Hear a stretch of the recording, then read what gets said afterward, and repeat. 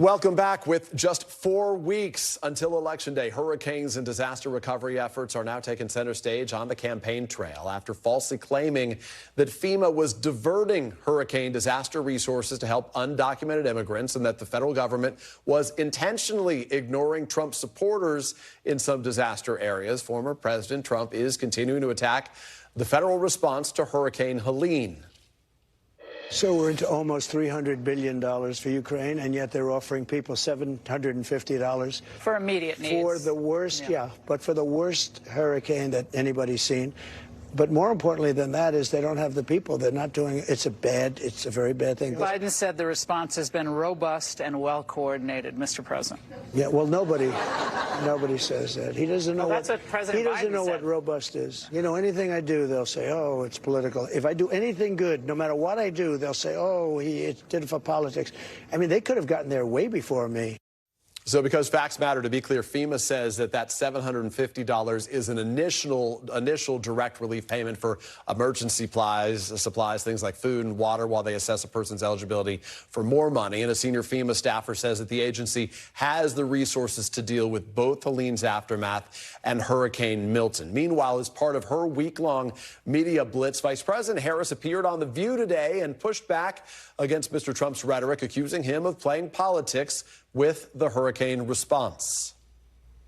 The idea that somebody would be playing political games for the sake of himself, but this is so consistent about Donald Trump.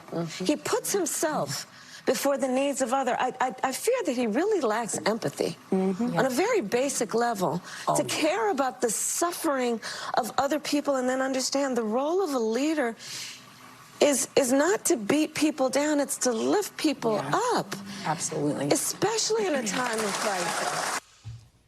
So let's bring in a couple of our reporters covering the campaigns. Aaron Gilchrist is outside the White House. He covers the Harris campaign. Garrett Haake is on set with me here. He's covering the Trump campaign. Aaron, let's begin with you. As part of this media blitz, we also heard her speak about NBC's reporting that Florida Governor Ron DeSantis is ignoring her phone calls about the hurricane. What more can you tell us about that back and forth? Yeah, Peter, it really has been a back and forth over the last day or so with the reporting that the vice president had called Governor DeSantis a couple of days ago. He didn't accept her call, and he said in some interviews that he's done that he didn't know she had called to begin with, and then suggested that her calling him was really a political move because she is the vice president, not the president, and he's talked to President Biden and felt as though he's had a fine relationship in these sorts of situations dealing with President Biden and the FEMA administrator for that matter, but that a call from the vice president served no purpose to him other than potentially a political purpose for her. The vice president responded to that in the interviews she's done today, both on The View and on Howard Stern's radio show, essentially saying that she's been reaching out to governors on both political sides and just to hear about what their needs are, whether their needs are being met, as she says a vice president would do. And she believes it is the governor of Florida playing games by not taking her call, by not being willing to engage with her on what his state's needs are and how FEMA and other parts of the federal government, Peter, can respond. Aaron, we haven't really seen Harris engage a lot on the misinformation, false claims that Trump has made on Helene before yesterday. Is that by design? Are they worried perhaps that they'll be accused of playing politics by calling out Trump on that specifically? I think she's been doing that as we've been watching these interviews today, and she's done two fairly lengthy segments with The View and with Howard Stern, and she did address the concerns that she has about former President Trump saying things on the campaign trail about what the administration is doing or, from his perspective, not doing to help people who are dealing with both Hurricane Helene and the hurricane that's to come in Florida. And she called him out as really not being helpful to the process by putting people in a mindset where they think that the help isn't available to them. We heard both President Biden and FEMA leaders say over the last couple of days in particular that they have deep concerns about people not looking for the help that is available to them because they've consumed bad information coming from people like Donald Trump. President Biden alluded to that himself today. And so there's a hope that people will go to, the president has called for this, the vice president has called for it, people will go to their trusted sources and their local governments, for example, to get the information that they need, to get the resources that they need to come through these two storms. Yeah, Aaron, stick with us for a second. I want to bring in Garrett to this conversation. Garrett, in so many ways, this is just so predictable, right? Like we've seen this in the past with Donald Trump, particularly as it relates to the intersection of disasters and politics. Here specifically, we have seen him again over the course of the last 24, 48 hours, falsely accusing the administration of diverting disaster relief funds to migrants instead. We know there are separate funds that address these two different issues. Beyond that, we've heard about him saying that this response is even worse than Katrina. We got a long way to go on this. Obviously, we both experienced Katrina. That was a one-of-a-kind, awful storm here. But what is the thinking? What is the sort of hope from the Trump campaign in terms of what they get out of this? Well, look, I mean, I think they want to tie Kamala Harris and Joe Biden together as much as they can, and they want to make it look like this is yet another government failure. Harris's numbers have been improving on basically all the metrics that we poll, whether it's on the economy or who might be more fit to lead. In many cases, Trump still leads, but here they have essentially a new front that they can open up by suggesting, without really any evidence to back it up, that this has been somehow a botched response by the federal government. It's almost as if they're going to put this sort of result out here and wait to see if the facts catch up to it down the line. But as we've talked about on this broadcast before, they are almost impervious to fact checks on this. There's nothing that we can say that will sort of shame them enough into backing off these unproven, unfounded lines of attack on FEMA and on the federal response. And the challenges we've witnessed with so many others is that this sort of undermines institutions, right? Particularly FEMA, where you need FEMA in a time of emergency, of a crisis. They do have funds, maybe not as much as some may want, but there are funds and they're more likely to be coming here. Are there voices inside Trump world, Marco Rubio perhaps, and others who are saying, hey, just heed the message of the National Weather Service, let the experts do the talking? I think in the front end of storm response and preparation, you might get some of this, but on the back end, I mean, this is the problem that we've seen within the Republican Party for the entirety of the Trump era. I think there are voices that sort of raise their voice, they raise their hand for a little bit to question this, and then they're very quickly cowed. You know, Donald Trump doesn't want us to believe in institutions. He wants us to believe in Donald Trump.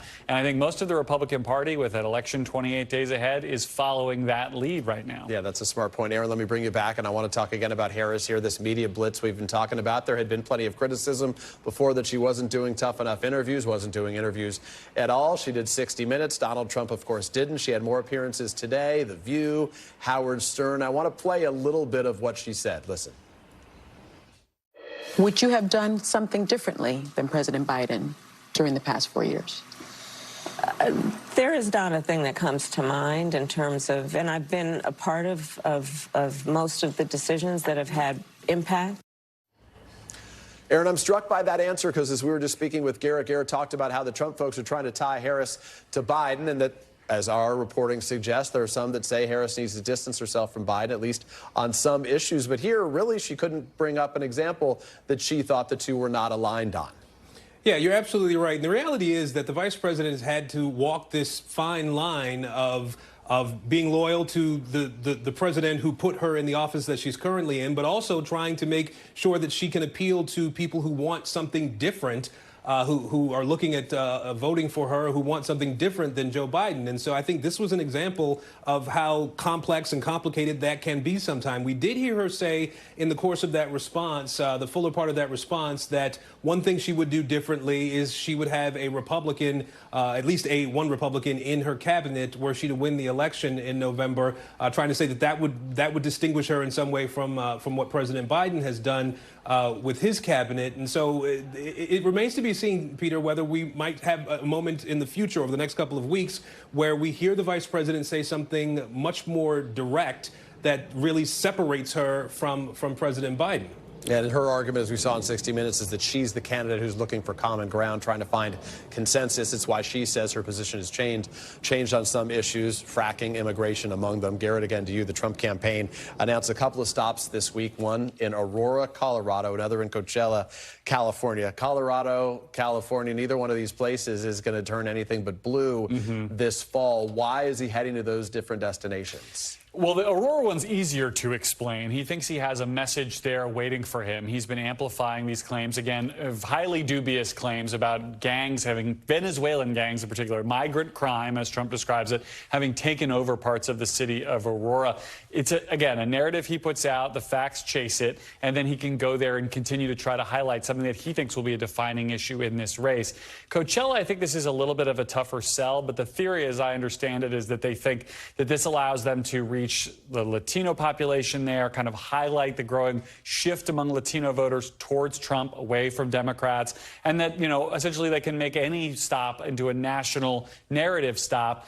Going to California on a Saturday morning, halfway across the country, I think we can debate the relative utility of that. But it's part of the sort of frame that they want to put on this election about who's supporting Trump and why across the country, not just in the 7 battleground states. You talk about a candidate's time being their most valuable asset. That's a lot of time on a plane to get out to Coachella, California. But clearly they think it's going to help them in some form. Garrett, nice to see you.